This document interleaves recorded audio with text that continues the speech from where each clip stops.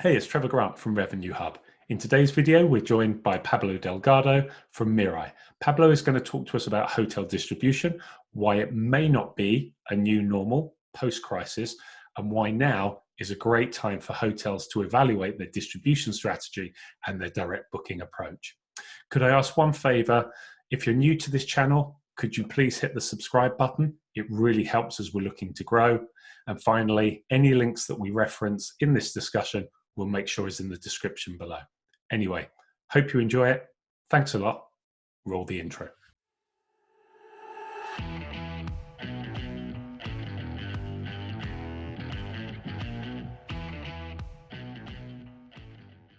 Well, today I'm delighted to welcome to Revenue Hub webcast, Pablo Delgardo from Mirai. Welcome, Pablo. How are you? Very good, actually, given the circumstances, right? Absolutely. Now, we're going to be talking a bit about distribution. I'll cover the heading at the moment that we're going to touch on. But first and foremost, we've spoken before, but our audience may not necessarily be aware of you and Mirai. If you could just take a couple of moments to just introduce us to you and your company, that would be great. Sure. So Mirai is a company that started 20 years ago working with hotels. And what we do today is trying to explain or give the tools to hotels to sell more direct.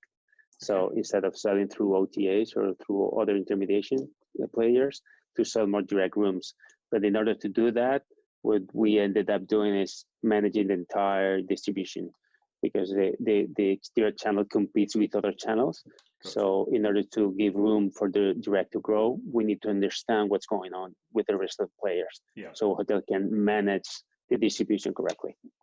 And there will be lots of changes, and we presume, or we would like to make hotels understand that they have lots of opportunities up front. I mean, but they need to understand what's going on and how this change will affect them, because they have opportunities, but they will also have threats. But for sure, everything will change, because there are a lot of players, big, small. There are a lot of markets. There are a lot of, I would say, like old-fashioned ways of doing things that probably would no longer exist, because customers will change too.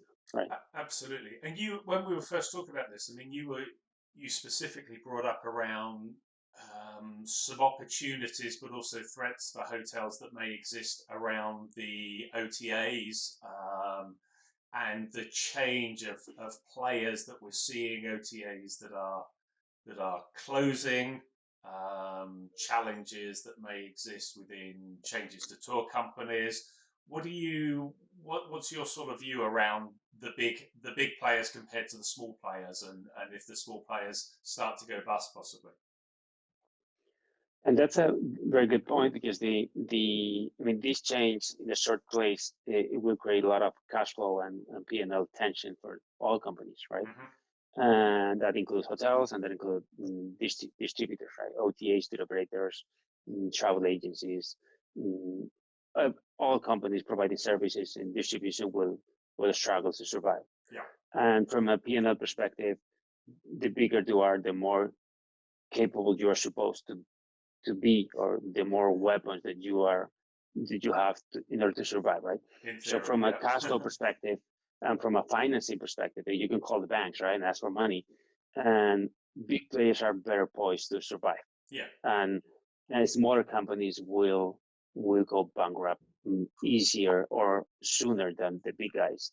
I think that will consolidate the market even more in all the different types of distribution, right? In the OTA landscape, for instance, many small to mid-sized OTAs will go bust. And now that I live here in Miami, in the States, there's a very popular OTA. It's called Bookit.com. It's not very well known in Europe, but here in the States, they were trying to compete with Expedia and Booking.com.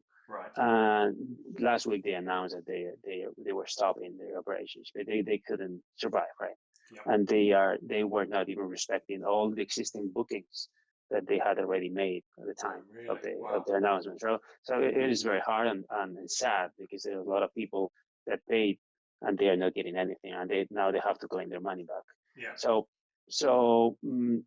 if Book It, which is a mid-size OTA, has gone bankrupt, many small players will follow, because it's a matter of timing. If this crisis is very short, it's 1 month, 2 months, probably 95% of the companies will survive. Yes. But we are seeing that this crisis will not be short. In fact, it will be much longer than we would like. And so we're just starting to see the tip of the iceberg. Many companies will not survive. And I would assume that it would be the small to mid-size, but not only in the online, maybe in the tour operators are already saying that they are discontinuing their operations. Airlines companies that we talked last week, remember? So smaller companies are not surviving. And these companies, they don't have access either to the public and public money, right? So states or governments are surviving, are helping larger companies to survive, right? The smallest, sometimes when you don't see much light at the end of the tunnel, it's not worth even putting money, right? And so I think it'll be a very bad time for mid-sized companies. So if we're looking at it in terms of from OTAs, taking that Book It example, I mean, from a hotelier's point of view, where and we'll talk about the direct piece in a moment, because that obviously plays into the whole distribution strategy that you have. But if you think about it in terms of the number of channels, I mean, there's often been this perception, or when you're reading it from the outside, that the more channels that you have increases the demand.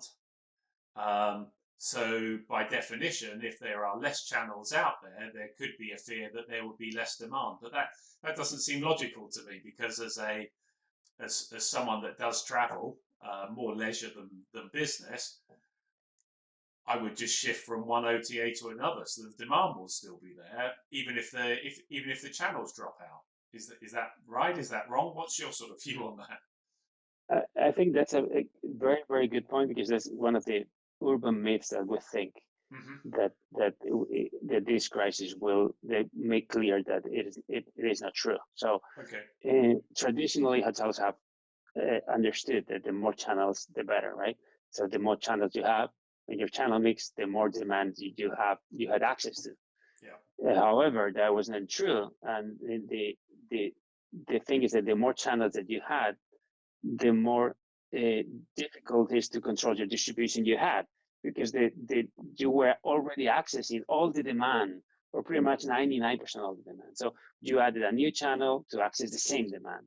So you created a competition, and an unhealthy competition between channels to sell your rooms to the same customer. And that made OTAs undercut your price with their margins, and with this consequential problem for the direct channel, because you found Expedia, or you found Travel Republic, you found many OTAs that offer better prices than your own direct website, which is like, I mean, how can that be? How many times does that happen? How can that be? Because I have a channel manager, and I thought I control everything, and you did, but you ended up with so many channels that made this unhealthy competition between or among all of them, and you all of a sudden lost the control of your distribution. So now, I mean, the reality is that the important thing is not how many channels you have, but how many people you get access to. And the big question is not, I add one channel or not, is if I add this channel, what new demand I could access through this channel. And being completely honest, I cannot name more than 5 channels that in the online world provide new or additional demand. So in other words, with 3 channels, you get access to pretty much the entire online world, right?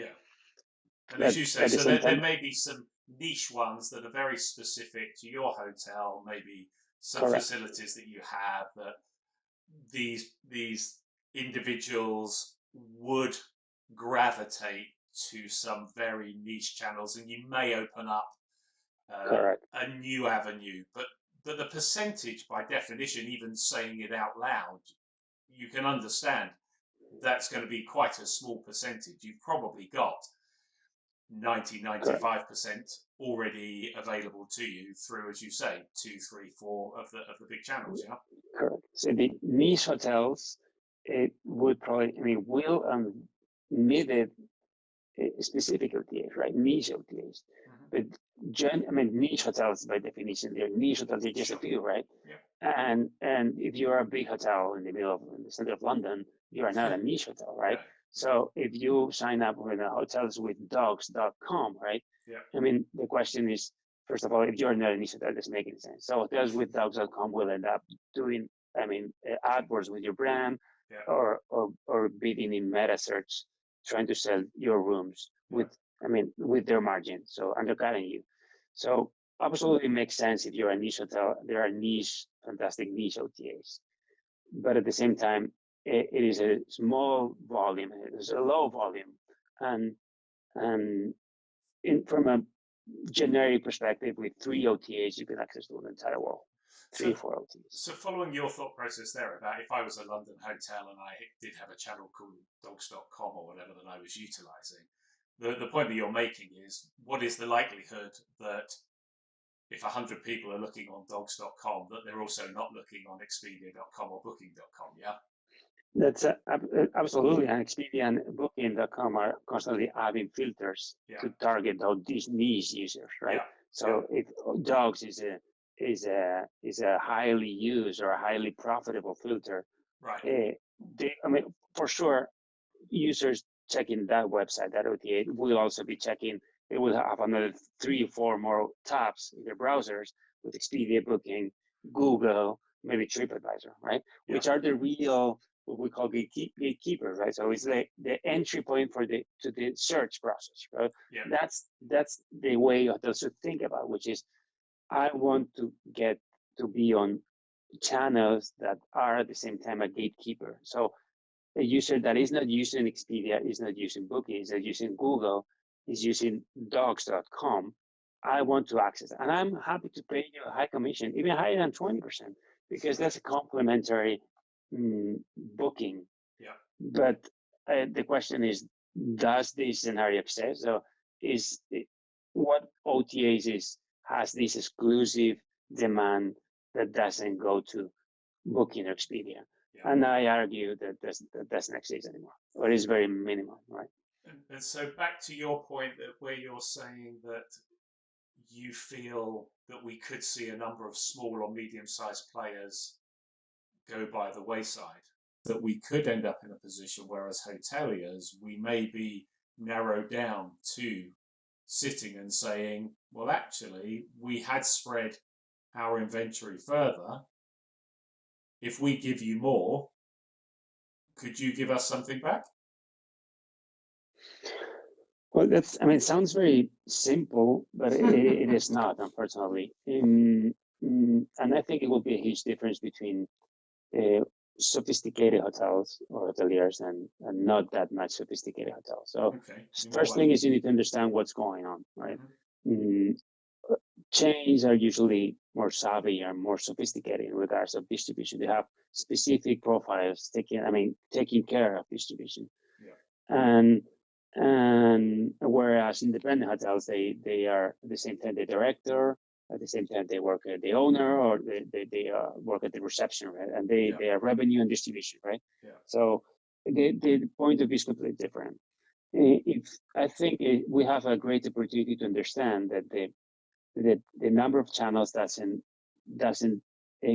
depend on the total sale that your potential sale. So we are in a position to make a test that we would have never dared to do by ourselves, right? Now we have it on the table because just a few players will survive in 6 months, in 12 months. Yeah. So now we have a much clearer picture or ecosystem of players. So now the question is, will I take advantage of it and understand the opportunities that I'm being presented, or I will give all my rooms to the few channels that still will survive, because I still think that they are creating demand, right? Yeah. So I think there might be 2 paths. One is the more sophisticated hotels that will understand that that the direct channel has a great opportunity to compete head-to-head with OTAs. And that all these bookings that were coming from these companies that will no longer exist, they will be distributed among the other channels, right? So if I want to say, hey, book direct, I will have a great opportunity. I think those that already understand this are already touching this. OTA is asking, what if I close hotel beds? For Expedia, what if I close hotel beds? What are you giving back if I close hotel beds? Because the affiliate network of hotel beds competes in the B2B world with hotel beds, or the other way around. So, hey, Expedia, hotel beds, I'm closing Expedia affiliate network, which is, by the way, not that easy, right? But so what I have in return, right? So, but now you have much fewer players, so the exercise should be easier. But if you don't understand that opportunity, your direct, all the sales or the room nights that came through all these channels will go to the OTAs because you're giving them inventory and you're giving them great rates, great deals to start selling again. Right? At the same time, we have to understand that many independent hotels are suffering. They're bleeding, right? So it's not. It's easy to say, but it's not that easy to implement it. If you are bleeding and your decisions are not that rational. So that makes sense. You can always have time to optimize your distribution later on. But your first priority is to survive. At the moment, yes. You're in survival mode. Sell the rooms. Yeah, absolutely. Exactly. Sell the rooms. Do you think there's a situation, in light of the negativity around the whole OTA topic, and particular the two that we've mentioned, do you think there would be a risk that as small and medium-sized players diminish, therefore they become stronger and are in a better negotiating position to say, well, you now have less choice? Correct. And that is absolutely an interesting point, and I think that the answer would be again in a different pace depending on the hotel and the hotel and their circumstances. Think that the perception of the OTAs from hoteliers is not very good today. OTAs are not behaving in a way that the hotels are telling, oh, thanks for Expedia and Booking for doing this or that. No, the other way around. So they are waiving cancellation penalties. They are in the OTA landscape, but in the tour operation side, they are trying to pay later. They are paying. They are sometimes they are not even paying hotels in the vacational areas. So hotels are understanding that they are. That depending too much on intermediation bears a lot of risks, right? So the question is, when everything is over, when this crisis is over, will I repeat the same mistakes? So those who are bleeding will, because they are in survival mode. Those who are in a position to stop and think carefully may have the opportunity to change. So if, okay, now I need better prices, I need higher commission. No, I don't want to work with you. If I understand that where the demand actually comes from, I can go to, if we were to work with just one OTA, we will have a problem. But if we will have two or three, and the direct, which should be another pillar. Absolutely. Then you have ways to complement that. And Google is coming, right? So Google is trying to knock the door and jump into the bandwagon and say, hey, I'm in here, and I want to be your turbo button for your direct, right? I want to help you sell more direct instead of Booking Expedia, right? So I think that the hotels that are sophisticated and are in a cash position to do it, they have the tools to reorder, to optimize the channel mix from the very beginning. And those who don't will struggle and will be even more dependent than before, maybe. And I guess, I don't know the situation well enough in the US, to be honest. So any help on this would be useful. But when I look at Southern Europe, Spain, Portugal, Italy, there's quite a heavy reliance, or has been historically, around tour companies as well. And obviously, we saw with Thomas Cook closing, there was a big fear, but the demand is still going to be there, isn't there? People would just move. I mean, when we spoke about Thomas Cook, you were saying to me that within a very short period of time, from the information you were getting, it unless you're 100% exclusive, it didn't have a massive impact, if I remember what you were saying. And it didn't. I mean, it was more fear than the reality. So right. Thomas Cook was a very, very important channel, a very, very important tour operator, especially from specific markets. And we should remember that Thomas Cook is the UK and Nordic countries especially, but they also have in Belgium, Netherlands, Germany, and so it depends. I mean, their strength depending on the source market, right? Yes. But in the UK and the Nordic countries, they were very strong. Yeah. And so the fear, it was reasonable. But at the end of the day, 3 months later, nothing happened, right? Nothing. Of course, some hotels had problems. Yeah. But if you take a very, very high level perspective, nothing happened. So it was a fantastic example to show that when a channel doesn't add any value, they should disappear. Yes. So the demand is not created by channels. The demand is created by the destinations, right? By the willingness or the desire to travel, right? And Thomas Cook is just trying to gather that demand through their channel. I mean, I'm talking 2020. I'm not talking about the 80s or the 90s, right? Yeah. I'm talking about today. Right here and now. Yep. So Thomas Cook didn't add value to the value chain. So it did make a lot of sense that it disappeared. And the suffering from the loss of Thomas Cook wasn't actually the demand. It was the air capacity. So where hotels, what it was bad for hotels and for the destination. All of a sudden, thousands of planes were not flying anymore to Canary Island, to Mallorca, or to Greece, or to Turkey. Yeah. But it took no more than 3-4 months for the low cost and the regular carriers to occupy those slots, right? So it was extremely fast. Yeah. The recovery of the air capacity, right? Yeah. So that was the huge fear for Thomas Cook. It was the planes, right? But in 4 or 5 months, it was fixed. Yeah. So I think it was a great example. The bankruptcy of Thomas Cook. It was a great example to open the eyes for many hotels. That the value proposition was, I mean, it had expired a long time ago, and that Thomas Cook was living because of the old-fashioned way of thinking of the hotels, that they thought that Thomas Cook still provided value. Yes. And it was a clear warning for the rest of the tour operators that they had to reinvent themselves before they follow the same path, right? Yeah. And one of the reasons for Thomas Cook going to bankruptcy was because Jet2Holiday was the biggest competitor in the UK. Mm-hmm. It started with a complete new approach to hotels, right? Yeah. And hotels understood that, okay, I can move inventory from Thomas Cook to Jet2Holiday in a low risk move.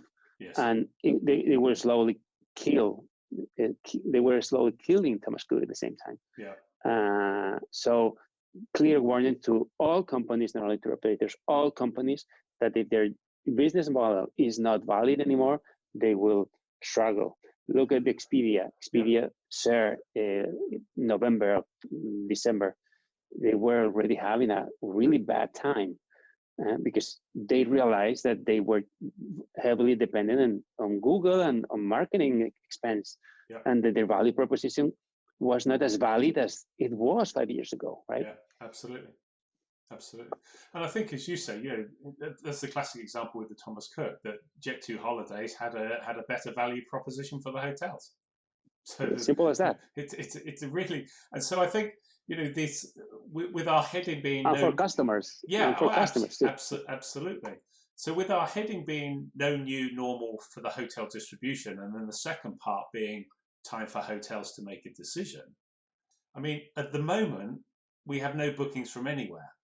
At the moment, we're going to be looking just to drive sales of our rooms from any channel we possibly can. So to me, and again, maybe I'm oversimplifying it, but to me, this would seem like the ideal opportunity to say, I wouldn't have normally had a chance to look at the world clear as it is at the moment and actually start to apply a direct booking strategy and be able to compare it. It's a bit like the environmental argument, where no one could ever stop all the cars from traveling and see what the impact would be of no pollution. And now, until today, right? And now we've got data and evidence that shows how much pollution we're actually contributing, but we'd never had the chance to have done that before. And in a similar way, a hotel could never have said, well, I could never switch off all the OTAs. Well, they are. Am I oversimplifying it, or are we onto something? I think, I mean, you are not, and because distribution is a simple thing, and I'm not a hotelier myself, so I come from an outside industry. I've been working in with hotels for 20 years. Yeah.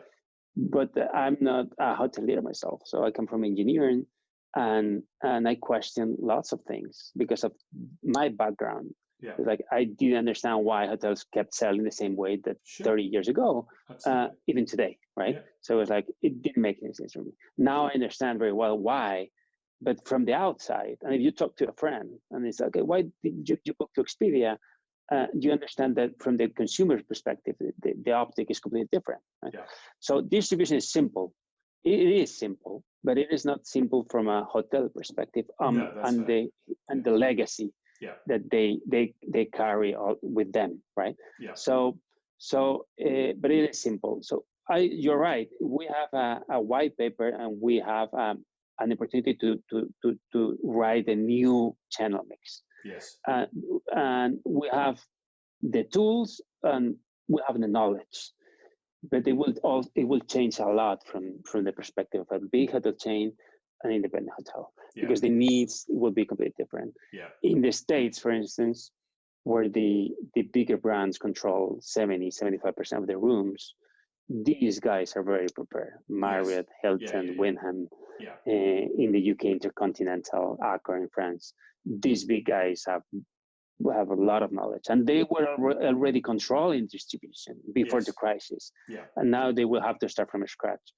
But you mentioned at the same time something that's very important, that the direct channel, unless you are Marriott, or unless you're a chain, or unless you have a very loyal customer base that is going to your hotel every time they go to London, they go to the same hotel. Mm-hmm. For instance, in Mallorca, or in Greece, or in the Canary Island, they have the chance to have a lot of loyal customers, right? Yes. But the rest of the world, every new sale is pretty much, every customer is pretty much a new customer, right? That didn't know you before. So you have a trade-off you have decisions to make, because the direct channel doesn't create new demand. And when you start from a scenario that there's no demand, that you mentioned before, that is completely right, it makes sense that your direct channel shouldn't be your top priority.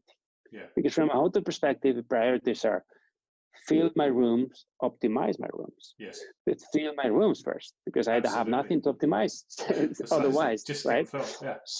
So I mean, it make sense to start with OTAs and distributors that may take you to generate new demand. Yeah. But at the same time, many customers use Google to find your hotel once they make the decisions to book your hotel, to stay in your hotel. Yeah. So you have a great opportunity to move that sale to direct. And Google is playing a more prominent role in that aspect, giving hotel tools to compete for new demand people. For instance, Google Maps. Yes. Google Maps is a great tool, and I use a lot Google Maps and Google Flights, for instance, and Google hotel search. Yeah. So if I go to Barcelona, type hotels in Barcelona, I have filters, and then I can find not only the hotel, but I can find the direct channel there. Absolutely. Yeah. So you can have both within Google, new demand and direct. Yeah. Of course, you have to pay a toll. Of course. Because Google is not free. Everything comes with a cost. Exactly. Yeah. Is there something free? Yeah. Nothing is free anymore, right? Yeah. So you have both, but the trade-off is there. You have to choose how to balance that mix on day one and on year one and in year three. Yes. So define your roadmap depending on your circumstances. For instance, if I were a hotel in Tenerife, that my 60% of my customer base are returning customers. Yeah, I would definitely start driving a direct strategy from the very beginning. Yeah. Just touching them, telling them to come back, exclusive offers, something, a value proposition for booking direct, right? Because 70% or 60% already stayed in my hotel. Absolutely. But if I were a hotel in, let's say, Rome, a touristic place, how many people go back to Rome? Probably a lot of people, but once every 5 years, 10 years maybe. So you're looking for new customers all the time, aren't you? Yeah. All the time. Yeah. Your mindset, it has to change, right? Yeah. So, but the beauty is that you have a white paper and you can define it from the very beginning. And those hotels who don't do anything, they will have lost a great opportunity because hopefully, fingers crossed, this circumstance, this moment that we live in now will not repeat. I mean, it will be difficult that we have the same picture in 10 years. And if we did and we survive, we'll be heroes. But I don't think it will happen again. So they will have lost a great opportunity. But, and we have to understand that hotel businesses, many hotel businesses, not all, but many are highly profitable companies. And redefining your distribution maybe is not your priority because you're making a lot of money. And if you are happy with the money you're making and you are maybe the owner or you're in a position that your the sons or the daughters are inheriting the business, and you may perceive this as in a position of risk. This is just a very, very, very drastic example that changes everywhere. But before the crisis, everything was changing. Yeah. But the thing is, it's not the change is nothing new, right? No, this just accelerated it almost. Exactly. This is extreme change, right? But in the last 10 years, everything has changed every 6 months. Yeah. So the conclusion to me is like hotels should understand that they can control the wheel of their business. Yes. And that they are not there is no OTA, there's no distributor driving the car, that they are the ones who can drive the car. How they do it is their responsibility, is their decision. Yes. But they are the driver. Exactly, they are the driver. And just understanding this and say, okay, I accept the consequences. I prefer this business model, this distribution model, but I know that it's my decision because some hotels think it's the other way around, that they are the consequence, that they are just exactly. And I think just understanding this is a change of mindset. Yeah. And this is the first step of the next step that will be changing the channel, changing maybe their staff, maybe their employees, maybe there's the first step, right? Yeah. But so I think is the biggest conclusion. No, I think that's a good point. You're not in the passenger seat, you're in the driver's seat. Correct. So it's been a very enjoyable conversation. Is there any final points that you would like to add that we haven't touched on, or do you think we've covered everything? I think we did a good summary. So I mean, we could talk for 2 more hours, but, exactly. But I think it would be too long. Yeah, they'll be switching off.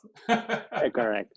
No, that's brilliant. Great to have you, and we'll definitely look at tying up another conversation with you around that sort of Google meta search direct piece, because I think that's a really interesting area to get into. We'll pick up on that separately. But wonderful to have you with us, Pablo. Thank you so much for joining us. Really appreciate it. No, thanks to you, Trevor. It was a real pleasure.